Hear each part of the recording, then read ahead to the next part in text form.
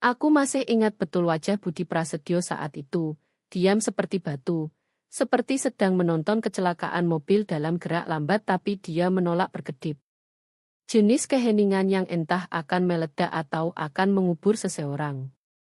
Kami semua berdesakan di ruang rapat kantor pusat Sinar Abadi di kawasan Sudirman, Jakarta. Setiap kursi penuh, Odo yang berdiri di dinding pura-pura tidak berkeringat. Andi Hartono, co baru kami yang selalu pamer senyum, berdiri di depan dengan remote clicker mengkilap.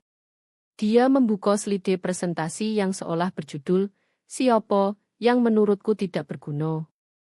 Kita sedang merampingkan operasi, katanya dengan nada dingin seperti pemeriksaan pajak.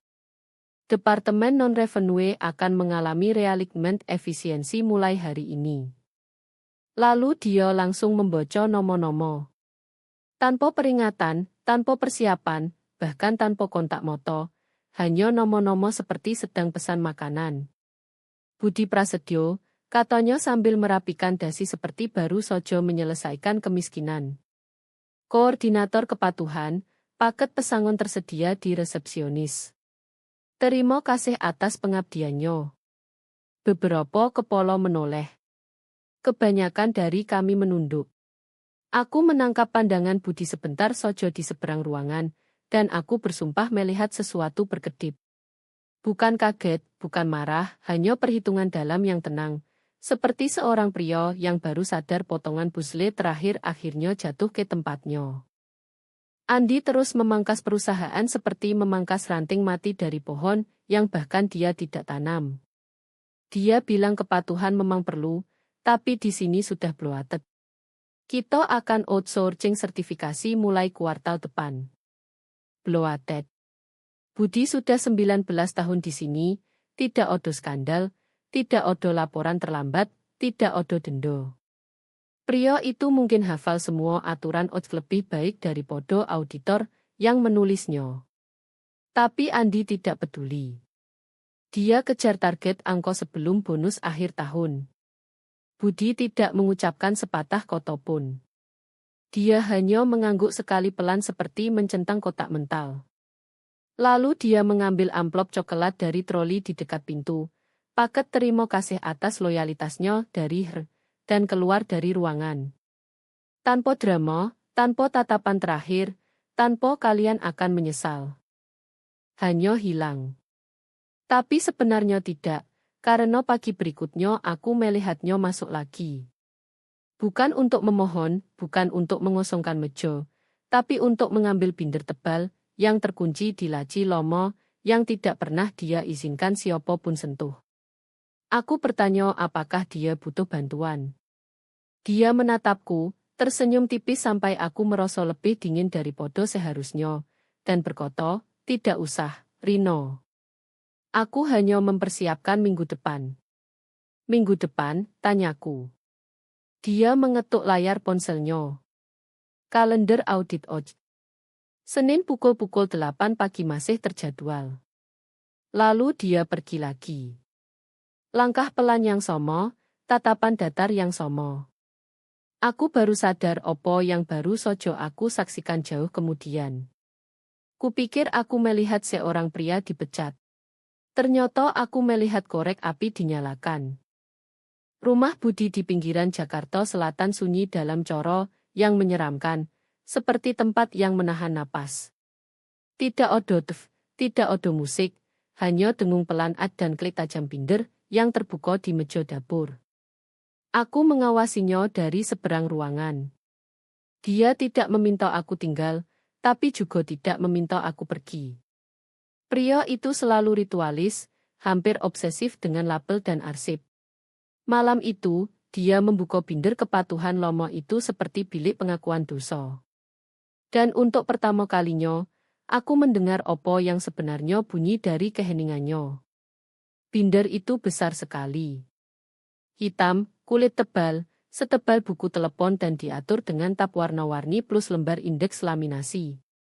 Dia membalik halaman seperti sudah tahu di mana setiap kwitansi berada, di mana setiap klausul dikubur, di mana setiap formulir yang pernah disentuhnya masih bernapas. Lalu dia berhenti di log kepatuhan kuartalan, masing-masing dijepit dengan salinan konfirmasi pengiriman. Namanya tercetak di setiap lembar. Bukan ditinjau oleh, bukan dibantu, tapi diajukan dan ditandatangani oleh Budi Prasetyo, otoritas kepatuhan internal. Aku rasa dia sudah tahu, tapi melihat semuanya ditumpuk seperti itu pasti memicu sesuatu. Dia tidak bicara. Hanya mengambil post-it, menulis 2007-2005-4 dan menempel di atas tumpukan seperti memberi label bukti untuk kasus yang belum resmi dibuka. Dia meraih laptop selanjutnya, membukanya dengan tenang yang sama mematikan. Tidak ada drama, tidak ada ketukan keras, hanya klik bedah. Outlook, kolom pencarian, subjek update perubahan aturan OJK, pengirim Budi Prasetyo. Puluhan hasil muncul, semuanya dikirim ke Andi Hartono, semuanya belum dibuka. Satu email khusus menonjol. Ditandai penting, 3 bulan lalu, berjudul Peringatan OJK, perubahan sertifikasi internal memerlukan tindakan segera. Budi membukanya. Lampirannya memo pemindaian dari OJK yang merinci aturan baru. Setiap kali penandatangan resmi OJK meninggalkan jabatan, harus ada dokumen serah terima resmi. Tebak siapa yang tidak pernah mengakuinya? Dia bersandar di kursi, mata terpejam, lalu meraih pemindai debu di bawah meja samping, memasukkan memo itu, memindai, mengganti nomor file menjadi abaikan pemberitahuan serah terima OJK 2025, klik simpan. Aku mengawasi tangannya yang mantap, metodis, tidak ada emosi di wajahnya, tapi udara di sekitarnya menegang, seperti dinding akan bergeser, seperti ruangan itu sendiri tahu sesuatu besar baru saja berubah. Lalu dia membeku. Di tengah membalik halaman, ibu jarinya berhenti. Aku mendekat dan melihat apa yang menarik perhatiannya. Satu baris di formulir pemberitahuan yang tampak lama tapi baru diperbarui. Dari Kantor Pengawasan Keuangan Federal OJK. Huruf tebal, sudut bawah. Penanggung jawab periode saat ini, Budi Prasetyo, penghubung kepatuhan internal. Namanya masih terdaftar, masih resmi, masih aktif. Dia tidak tersenyum sungguhan, tapi rahangnya mengendur. Napas pelan yang sama keluar dari hidungnya seperti penyelam naik dari kedalaman. Lalu dia menutup binder dan mendorong kursi ke belakang. Aku bertanya, apa yang akan kamu lakukan? Dia tidak langsung menatapku, hanya menatap binder seperti sesuatu yang suci atau berbahaya, mungkin keduanya. Akhirnya dia berkata, pernah dengar suara seseorang mengunci brankas di belakangmu sementara dia pikir dia yang pegang kuncinya. Aku menggeleng. Dia tersenyum tipis, hampir sakit. Mereka memecatku sebelum memeriksa apakah aku punya kode brankasnya. Dan itu saja. Dia berjalan ke ruangan sebelah, kembali dengan amplop coklat tertutup rapat, memasukkan file yang baru dipindai, dan memberi label pengungkapan pribadi untuk ditinjau. Aku ingin bilang sesuatu, tapi dia menatapku saat itu, bukan dengan marah, bukan sedih, hanya kejelasan mematikan yang belum pernah aku lihat. Kalian ingin aku hilang, katanya, bukan padaku, tapi mungkin pada ruangan kosong. Mari kita lihat seberapa hilang aku. Pagi Senin datang dingin dan kelabu, jenis langit yang seperti menahan sesuatu. Aku menawarkan mengantarnya, tapi Budi menggeleng, sudah memakai jaket lapangan coklat lamanya, yang selalu dipakai saat sesuatu serius akan terjadi. Dia tidak bawa tas kerja, hanya map coklat terselip di bawah lengan seperti bagian dari dirinya. Tidak ada keraguan, tidak ada pikir ulang, hanya ketenangan datar yang sama sejak Andi membaca namanya seperti barang belanjaan. Aku tentu tidak ikut masuk. Gedung pemerintah tidak persis menyambut pengikut. Tapi aku menunggu di mobil dan mengawasi. Bangunannya tidak mewah, hanya balok botol dengan segel di pintu dan satpam yang memandangmu seperti sudah bersalah. Budi berjalan masuk seperti dia milik di sono, seperti selalu milik di sono, seperti namanya sudah terukir di dinding dan seseorang lupa memberitahu info baru. Di dalam, audit sudah berjalan. Tim inspeksi ojek mengirim agen dalam setelan jas yang tidak kusut, papan klip bukan laptop, dan ekspresi yang tidak retak sejak 1992. Tiga dari mereka duduk di meja persegi panjang sudah menyortir kotak dokumen yang sinar abadi wajib siapkan. Kotak-kotak yang, aku jamin, Budi sendiri yang urus berbulan-bulan lalu. Dia tidak bilang halo, tidak memperkenalkan diri, hanya berjalan masuk lewat pintu terbuka seperti sedang mengantar surat. Dan salah satu auditor, wanita mungkin akhir 40-an, rambut diikat ketat, melirik dari catatannya. Pak Budi, ondo lebih awal, katanya, berkedip sekali seperti jadwalnya baru saja error. Budi meletakkan map di meja. Rapi, tepat di tengah. Hanya menitipkan ini sebelum saya pergi. Labelnya tulisan tangan, tapi tulisan Budi selalu beda. Pengungkapan pribadi, Dec 15, 2025 untuk ditinjau segera. Tidak ada kop surat hukum, tidak ada binder mewah, hanya tinta dan kebenaran. Map itu diam sebentar sebelum ada yang bergerak. Salah satu auditor lain meraihnya, berhenti, lalu pelan-pelan menariknya ke arahnya sendiri seperti takut meledak. Budi tidak bertahan. Dia berbalik, mengangguk sekali, dan keluar tanpa kata lagi. Tidak tergesa, tidak sombong, hanya selesai. Di mobil, aku tidak bertanya apa isinya. Tidak perlu. Aku sudah melihat isinya tersusun seperti rencana perang malam sebelumnya. Laporan kuartalan berurutan, memo kepatuhan, screenshot email yang tidak dibalas, dan formulir pemberitahuan itu, namanya masih resmi aktif di sistem. Tapi itu bukan muatan sebenarnya.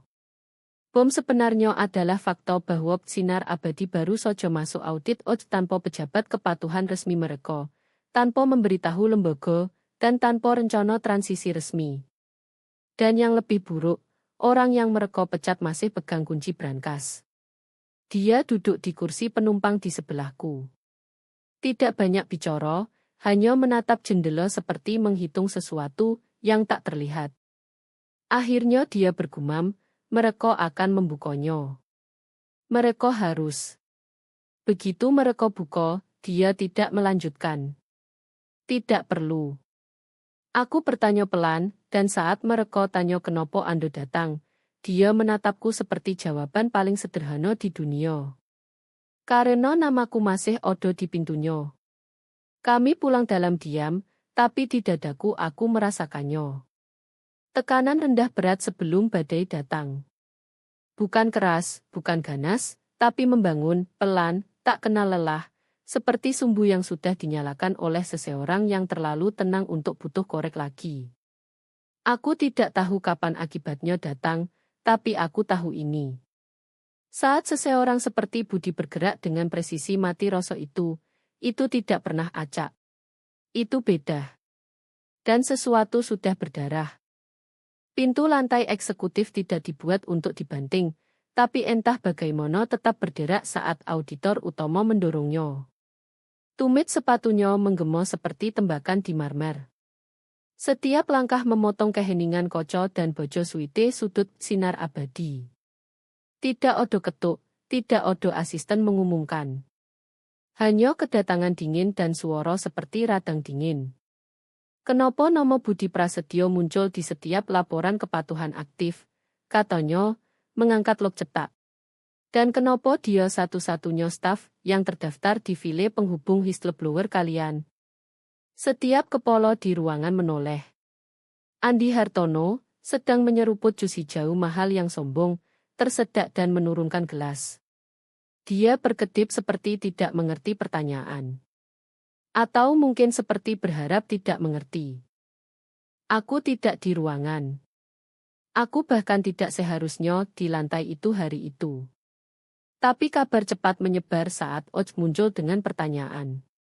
Dan saat seseorang mengirim pesan padaku, aku sudah berdiri di dekat mesin kopi Breakroom, pura-pura membuat secangkir kopi sementara seluruh sayap eksekutif menahan napas. Andi bangkit dari kursi kulitnya, merapikan jas seperti berpikir jahitannya bisa membantu berbohong lebih baik. Dia hanya dukungan operasional, feeling, urusan internal, bukan pengambilan keputusan. Auditor itu tidak berkedip. Dia bahkan tidak mengakui alasan itu.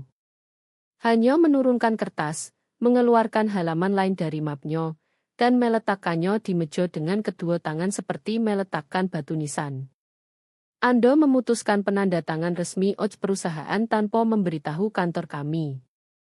Itu pelanggaran protokol kepatuhan di bawah pasal 74 ayat 2, 7, 3. Tidak ada pengganti yang diajukan. Tidak ada serah terima yang didokumentasikan. Perusahaan kalian saat ini beroperasi tanpa otoritas kepatuhan yang diakui. Keheningan yang menyusul bukanlah keheningan.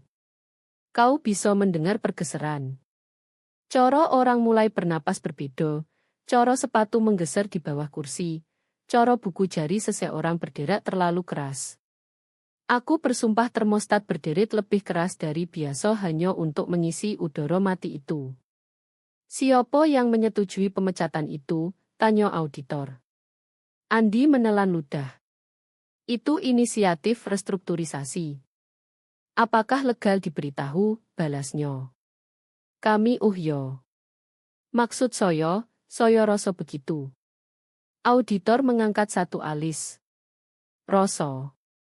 Eksekutif lain, moyo dari keuangan, ikut bicara.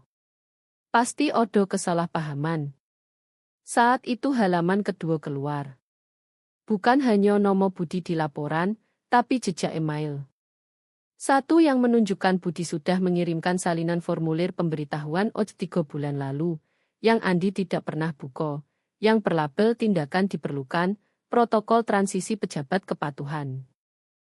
Kau bisa merasakan kebingungan mulai menyebar seperti tinta di air, kecil lalu melebar. Orang saling pandang, ke Andi, ke pintu, bertanya-tanya apakah mereka sekarang ikut terlibat. Bertanya-tanya apa lagi yang Budi tinggalkan di celah-celah. Saya minta akses ke semua komunikasi terkait kepatuhan selama 6 bulan terakhir. Kota auditor, sudah mengetik catatan di perangkat yang belum pernah kami lihat, termasuk triad slide, log transfer file, memo internal, dan catatan terkait pemecatan Pak Budi.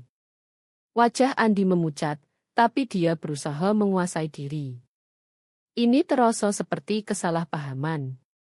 Kami diberitahu kepatuhan sudah otomatis. Itu kalimat yang salah. Auditor menatap tajam. Kepatuhan bukan chatbot, Pak Andi. Ini struktur hukum, dan kalian baru saja mencabut tulang punggungnya. Dia keluar tanpa kata lagi, tumitnya memotong keheningan lagi. Aku tetap beku di ambang Preakroom, memegang cangkir kopi setengah penuh yang lupa aku buat. Poro eksekutif tampak seperti orang yang baru sadar mereka berdiri di atas pintu jebakan. Dan di suatu tempat di luar sono, mungkin di ruang tamu tenangnya dengan binder, yang sama masih di meja, Budi Prasetyo sedang melihat jam. Bukan sombong, bukan merayakan, hanya menunggu. Karena saat kau mencabut orang yang menandatangani laporan yang menahan rumah kartu kalian agar tidak roboh, sebaiknya kau berdoa dia tidak memutuskan membiarkan angin masuk. Dinding tidak langsung runtuh. Belum. Tidak, mereka mulai mendesis. Suara dingin rapuh seperti danau beku berderet di bawah kaki sebelum patah. Semuanya dimulai dengan permintaan sederhana dari tim audit. Mohon berikan semua komunikasi internal mengenai transisi peran Pak Budi. Yang mereka terima balik adalah kuburan digital, email yang memantul, thread yang tak pernah dibalas, puluhan lampiran belum dibuka dengan subjek seperti serah terima diperlukan, dan update regulasi mendesak tindakan segera. Andi sudah mengarsip semuanya seperti spam. Auditor tidak marah, mereka hanya menjadi diam. Itulah cara kau tahu kau dalam masalah. Mereka mulai bertanya pertanyaan spesifik, tanggal, waktu, versi, log routing. Lalu datang panggilan Subboeno Slat. Tim hukum perusahaan berusaha menunda, mengklaim Slat bukan komunikasi formal, dan auditor utama hanya memberi tatapan panjang kering seperti guru menunggu anak sadar glitter bukan makanan. Lalu datang pembekuan. Auditor menandai pembayaran vendor 12 miliar rupiah terkait jasa konsultasi. Transfer itu disetujui 2 hari setelah pemecatan Budi tanpa tinjauan kepatuhan, tanpa otorisasi kedua, dan tanpa justifikasi terdokumentasi. Saat ditanya siapa yang membersihkannya, Andi bergumam tentang wewenang delegasi, tapi formulir delegasi tidak ada. Log serah terima kepatuhan kosong total. Selasa, suara Andi sudah mengembangkan getaran permanen. Seperti pria berdiri di balkon yang baru sadar dibangun tanpa segrup. Di rapat eksekutif Rabu, aku melihatnya melakukan serangan bumi hangus total.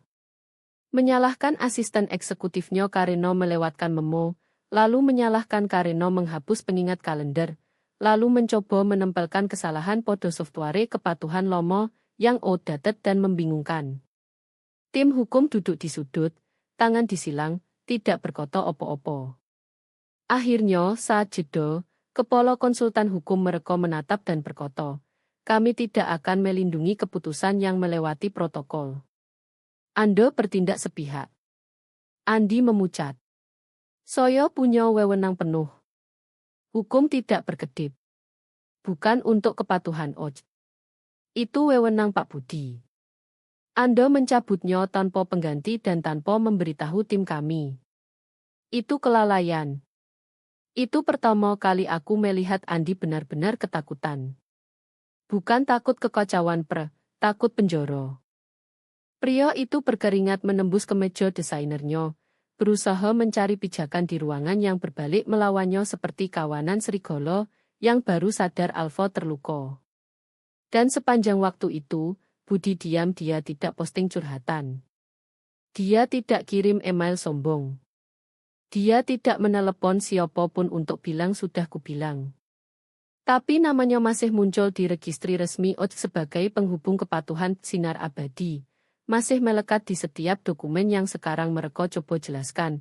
Masih tercetak di bawah laporan kuartalan yang ditumpuk di meja auditor. Dia bukan hanya menghantui sistem. Dia adalah sistemnya. Aku sempat melihatnya sekali minggu itu lewat pintu kocok kedai kopi di seberang jalan. Dia duduk di dekat jendela, tenang seperti biasa, membaca buku paperback dan menyeruput kopi hitam seperti dia tidak baru saja melempar granat ke Departemen Hukum Perusahaan. Aku ingin bertanya apa yang dia pikirkan. Aku ingin tahu apakah dia merasa puas, tapi cara dia bahkan tidak melirik gedung sinar abadi memberitahuku segalanya. Dia tidak menonton gedung terbakar. Dia memastikan alarm kebakaran tetap mati cukup lama agar orang yang tepat masih di dalam.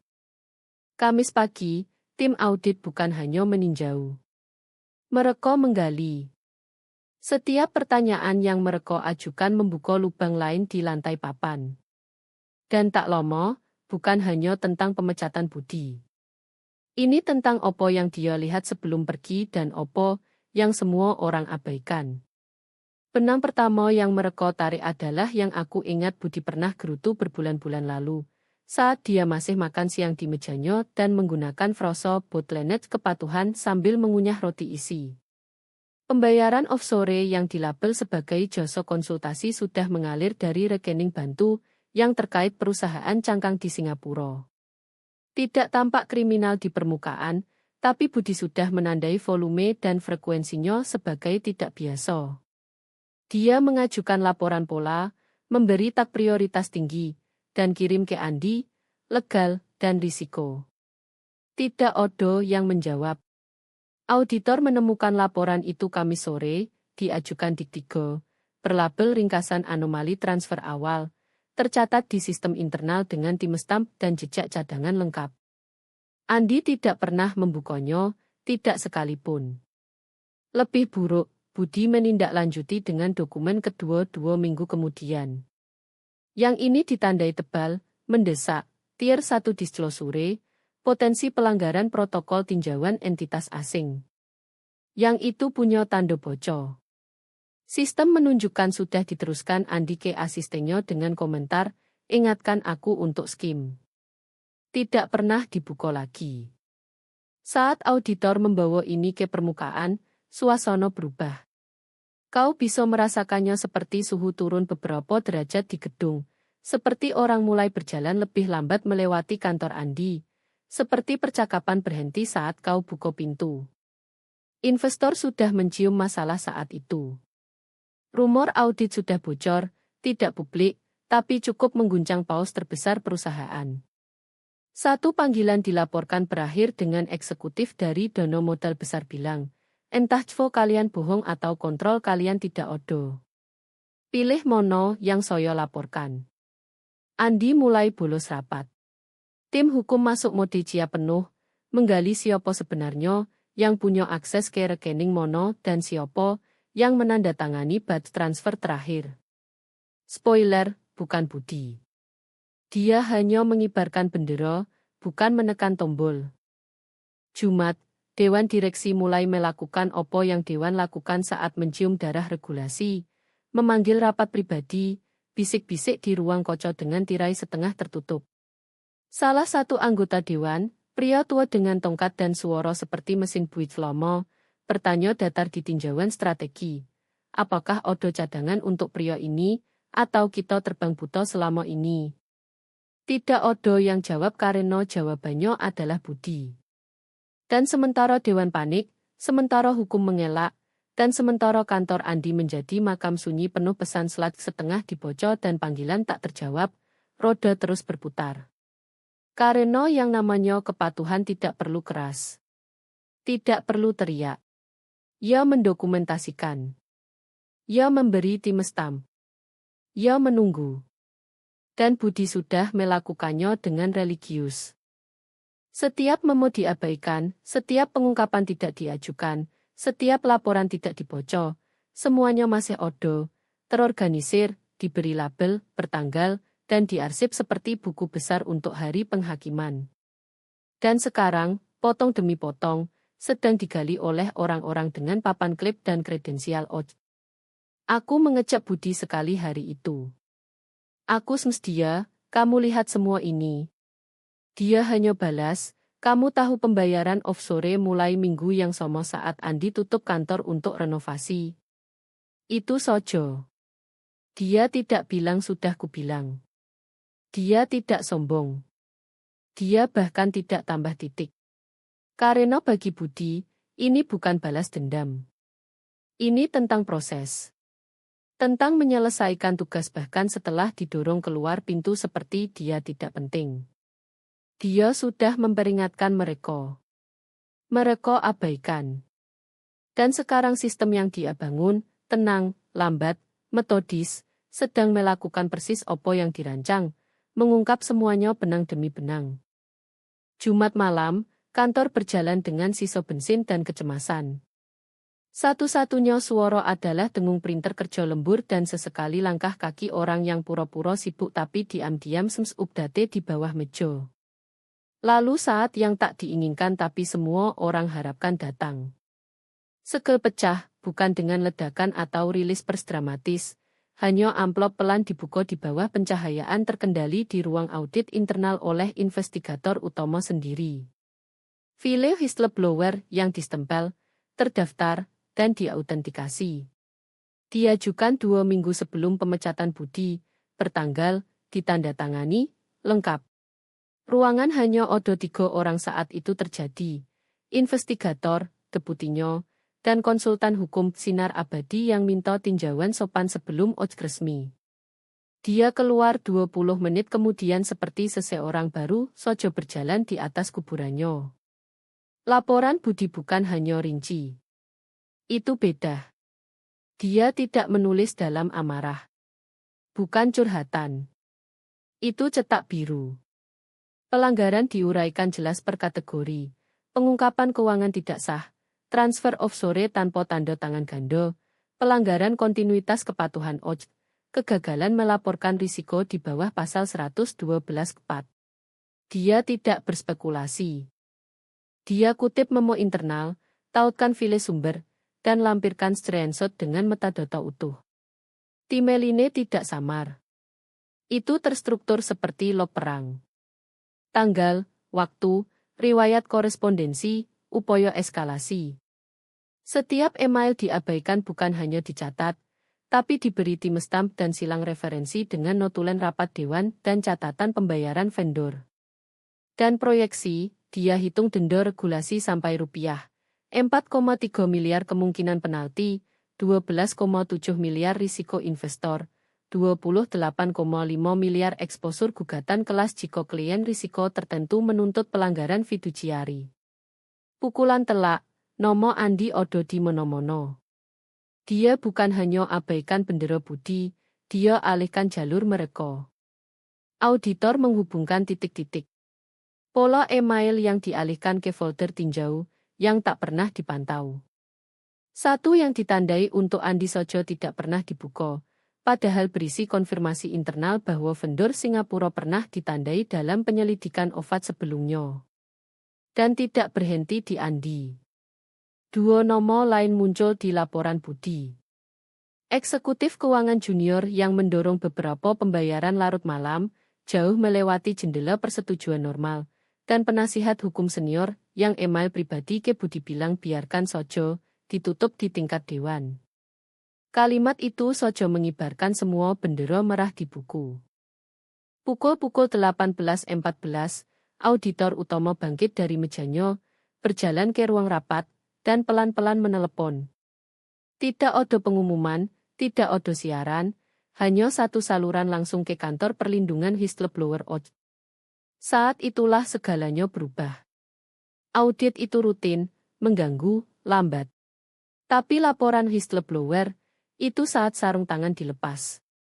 Itu saat ruangan dikunci dan bagi mulai scan merah bukan hijau.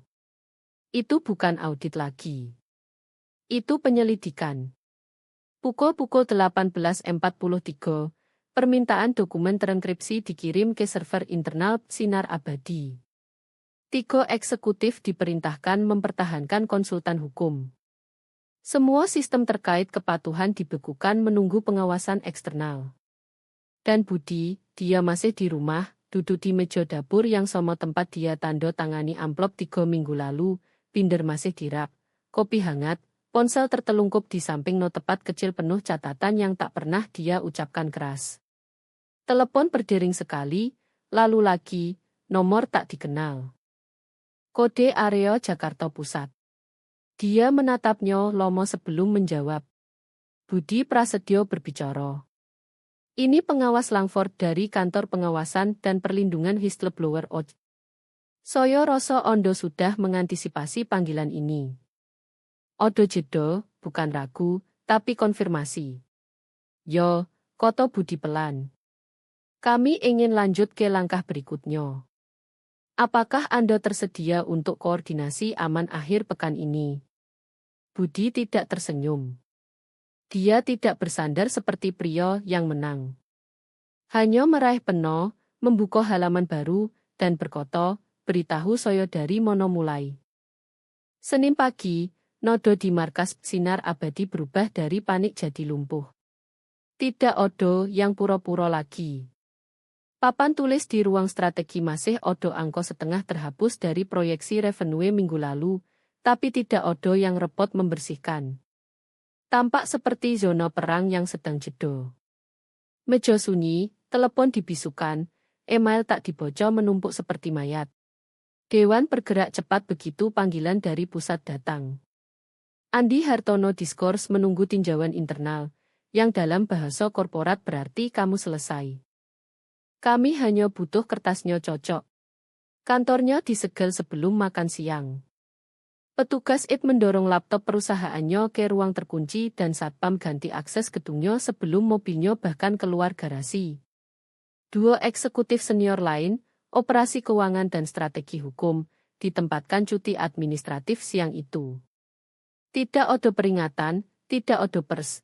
Hanya 2 status outlaw kosong dan kotak masuk diarahkan otomatis ke asisten sementara yang tampak ingin berada di mono sojo selain sono. Dewan keluarkan pernyataan resmi sore itu.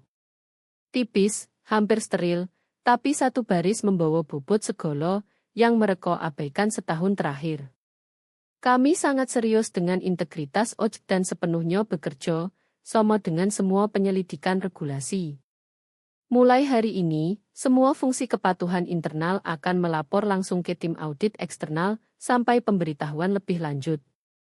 Terjemahan, kami rusak. Kami tahu kami rusak. Sekarang orang lain yang pegang kendali. Kirim arahan pelan bahwa siapapun yang terlibat di keuangan, kepatuhan, atau risiko harus buat cadangan salinan 12 bulan kerja terakhir.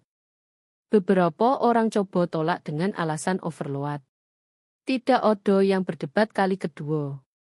Serif baru bukan internal, dan tidak ada yang mau namanya muncul di thread email salah sekarang OJK mengawasi. Sementara itu, di seberang kota, di gedung federal sederhana dengan lantai linoleum dan lampu yang berkedip setiap 13 detik, Budi duduk di ruang tunggu. Dia tidak tampak menang. Tidak sombong atau bahkan santai. Dia tampak fokus. Binder di satu tangan, amplop di tangan lain. Jaket coklat sama, lengan digulung cukup untuk memperlihatkan tato jam usang di lengan bawahnya. Dia tidak cek ponsel. Tidak melirik jam dinding. Hanya menunggu seperti seseorang yang sudah sabar begitu, lama sampai tidak tahu cara melakukan hal lain. Lalu pintu terbuka. Seorang wanita berblazer abu-abu tua keluar, papan klip di tangan, dan berkata, "Pak Budi, mereka siap untuk Anda." Dia berdiri, merapikan kerah, mengikuti tanpa kota, menyusuri koridor yang berbau toner dan kertas lama. Di dalam, ruang rapat kecil menunggu. 2 kursi, meja, badge. Sudah diletakkan di tengah depan kursi jauh seperti kartu tempat dimakan malam yang tak kau duga diundang. Penghubung kepatuhan eksternal, divisi pengawasan OJK. Namanya tercetak di bawah dalam huruf hitam bersih. Budi tidak langsung meraihnya. Dia duduk dulu, membuka binder, dan baru setelah itu menyentuh badge. Jarinya menyentuh tepi plastik. Tidak gemetar, tidak ragu. Karena ini bukan hanya pekerjaan, ini penghakiman. Jenis yang tidak datang dengan kembang api, tapi dengan keheningan, protokol, dan otoritas permanen. Ruang pelatihan di lantai 14, sinar abadi dulu lelucon. Kursi lipat murah, proyektor berkedip, mesin kopi tua yang bunyinya seperti MV Semal. Tapi kali ini semuanya sempurna. Kursi cocok, ad berfungsi. Bahkan odo air mineral dengan irisan lemon mengambang seperti spa untuk akuntan.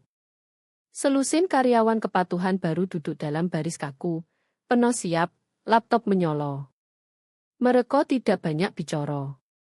Moto mereka melirik dinding kaca tempat kuartal lalu Andi Hartono berdiri mengumumkan pengurangan peran non-kritis. Namanya sudah hilang sekarang, dihapus dari bagan organisasi, kantornya kosong dan sunyi. Manajer onboarding membersihkan tenggorokan, berusaha sembunyikan kegugupannya. Mari kita mulai dengan protokol pengawasan. Sampai pemberitahuan lebih lanjut, semua laporan kepatuhan akhir, kuartalan, tahunan, atau pengecualian, harus ditinjau dan ditandatangani secara eksternal oleh konsultan OJK yang berwenang. Dia klik remote. Proyektor berkedip, lalu menyolo dengan nama. Budi Prasetyo, konsultan federal, penandatangan berwenang, penghubung kepatuhan eksternal OJK.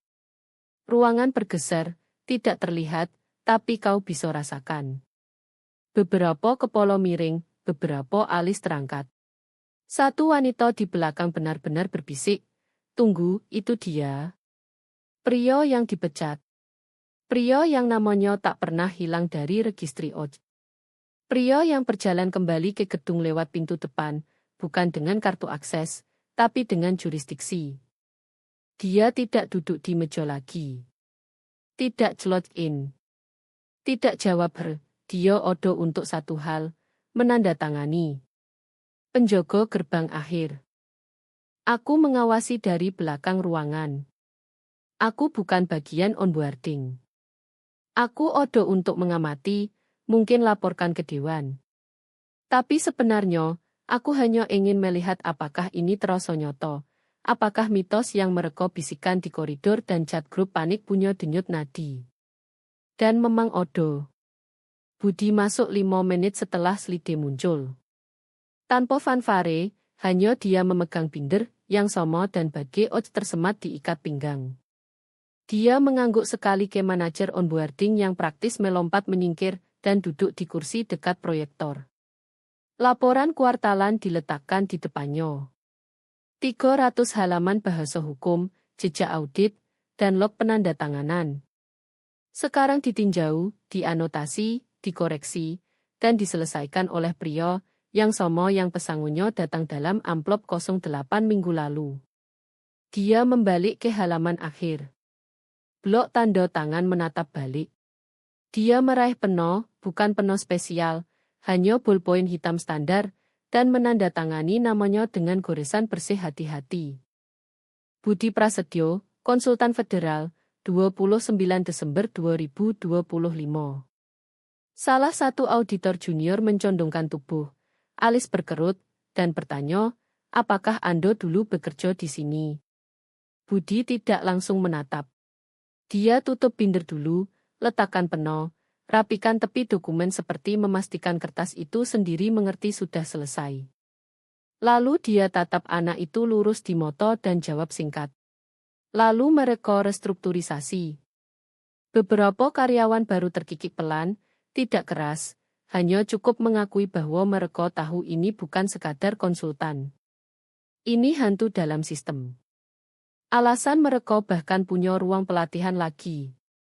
Alasan Nomo Andi dikubur di bawah pembekuan hukum dan 2 penyelidikan Oj. Saat Budi berdiri untuk pergi, tidak ada yang bicara. Dia tidak angkat suara. Dia tidak sombong. Hanya berjalan melewati bagan organisasi berbingkai di dinding, sekarang digambar ulang dengan catatan kaki yang berbunyi, semua wewenang penandatangan kepatuhan saat ini didelegasikan ke pengawasan eksternal. Dan di sono tebal odo namanya. Masih odo, masih mengendalikan. Bukan staf kritis. Esensial.